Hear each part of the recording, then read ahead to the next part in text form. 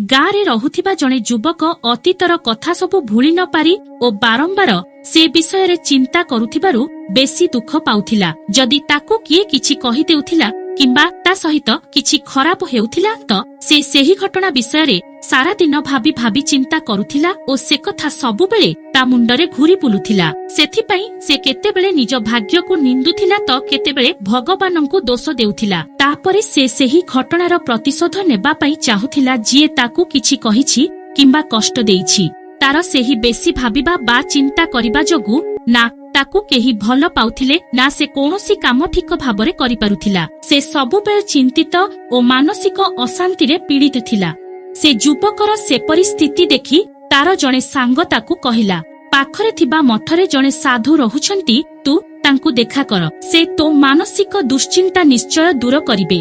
तापरे से युवक से साधुंक पाखकू गला ओ निजर समस्त समस्या कहिला कि से किपरि गोटिए घटना को बारंबार भाबुथाए ओ पुरुणा दुख सबु भूलिन पारी कष्ट पाउथाए।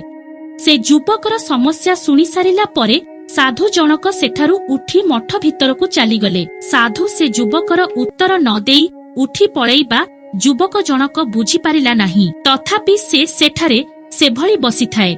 किछि समय परे से देखिला साधु जनक गोटिए माटी पात्र रे पानी भरी हातरे धरी ता पाखकू आसी छिडा हेई गले। एहा देखि युवक जनक मध्य छिडा होई गला। तापरे साधु से युवक को पचारिले, कह ए पात्रर ओजन केते?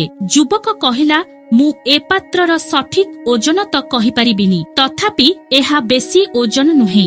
तापरे साधु जनक गंभीर होई कहिले, जदि मु ए पात्र को किछि समय एमिति धरी रहिबी ताहेले कोन हेबो? युवक कहिला, किछि हेबो नाही। साधु पुणी पचारिले, जदि पात्रटीकू एमिति गोटे घंटा धरी रखिबी तेबे कोन हेबो? युवकटी कहिला, आपणक हातकू कष्ट हेबो। साधु पुणी पचारिले, जदि ए पात्रटीकू पूरा दिन एभली धरी रखिबी तेबे कोन हेबो? युवक कहिला, आपणक हातरे भयंकर कष्ट आरंभ हेइजिबो।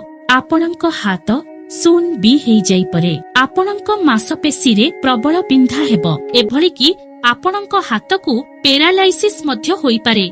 साधु जनक कहिले, एही सबु भितरे पात्रर ओजन रे कोनोसी पार्थक्य आसिला कि?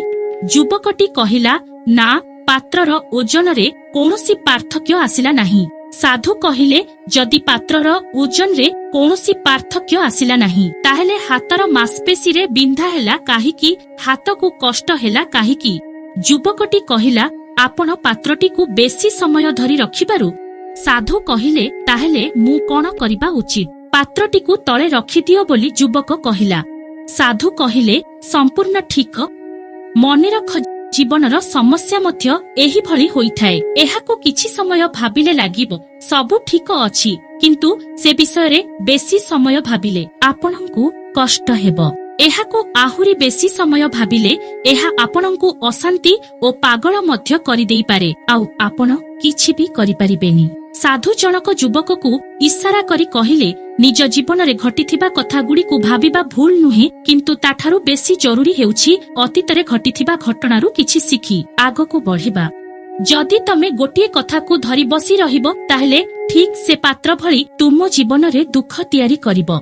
जदि तमे आजि निज अतीत को नेई कि बसी रहिबो ताहेले वर्तमान मध्य तम हातरु चली जिवो, आउ तमे भविष्यत रे एथि पई पस्तेइबो।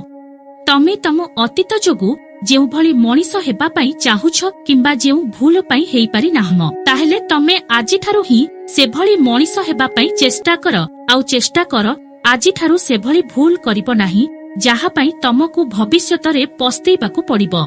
सेथि पई चिंता करिबा बंद कर, आउ आजिर कर्म रे ध्यान दियो, कारण चिंता मनीष को चिता पर्यंत नहीं जाए।